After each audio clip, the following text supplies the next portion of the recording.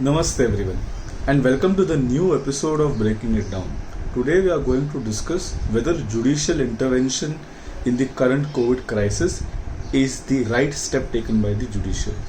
Nowhere in this video are we going to criticize the conduct of the judges or the way judges are passing their orders. We are just going to discuss the principle of this whole action, whether judiciary should intervene in duties of what are generally meant for local authorities, the duties of state administration and the duties of national disaster management authorities or health authorities.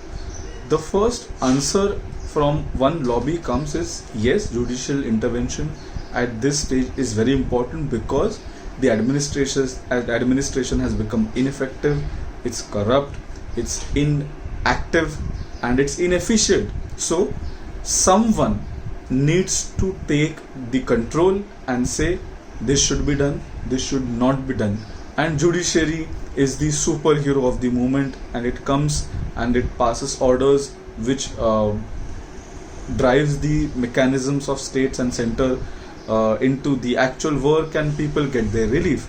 So that is the principle or the reason behind people who are saying that yes, judicial intervention is correct.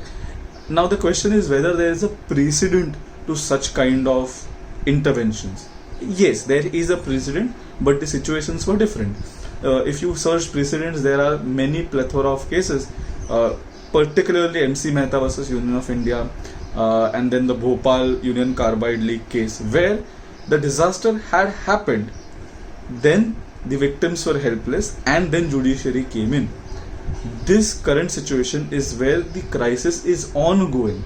People are dying on a daily basis. The crisis has not ended, leaving the victims helpless. The victims are already helpless. There is no one to their head, and thus judiciary must intervene and should intervene. That is one thought process. The second thought process is no, the judiciary should stick to its constitutional roles. It should not intervene. Why? Because judiciary cannot take over the duties of administration. That would be judicial overactivism. The principle of separation of power defines what every body of the government should do. Legislative cannot execute laws. Executive cannot make laws. Judiciary cannot execute the law, so on and so forth. So if judiciary started executing the government orders, it would be very difficult to sort of distinguish between which forum should I approach if I want a relief in a particular matter. So that is the principal contention of the people who are saying that no, there should not be any kind of judicial activism in this cases. The second reason which people cite who don't want judicial intervention is that do not help the local administration to cover up their mistake. Let the local administration be exposed to their sins, to their inability, to their incompetence. But again, the counter argument to this argument is, in order to expose the local administration, a governmental authority of any branch cannot just let people die. You cannot just say, yo, it's your work. If you don't do it, people are going to die, but we don't care because it's not our duty. It is a gray area, definitely.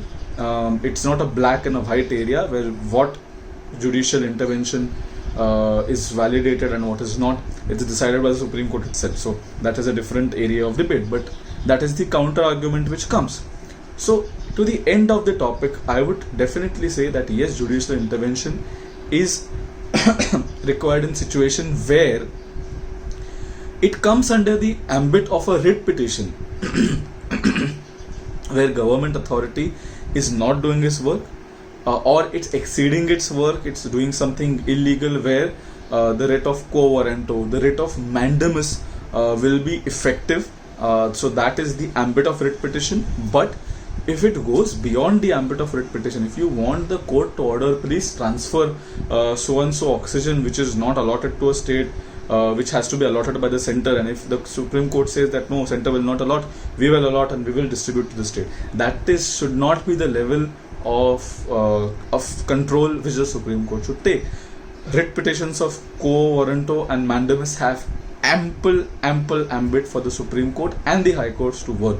Thus, towards the ending, I would definitely say that yes, it's a very principally tough question at this point of time, but just to expose the inability of the local authorities, the judiciary should not let people die. It should, and it is doing everything in its constitutional ambit.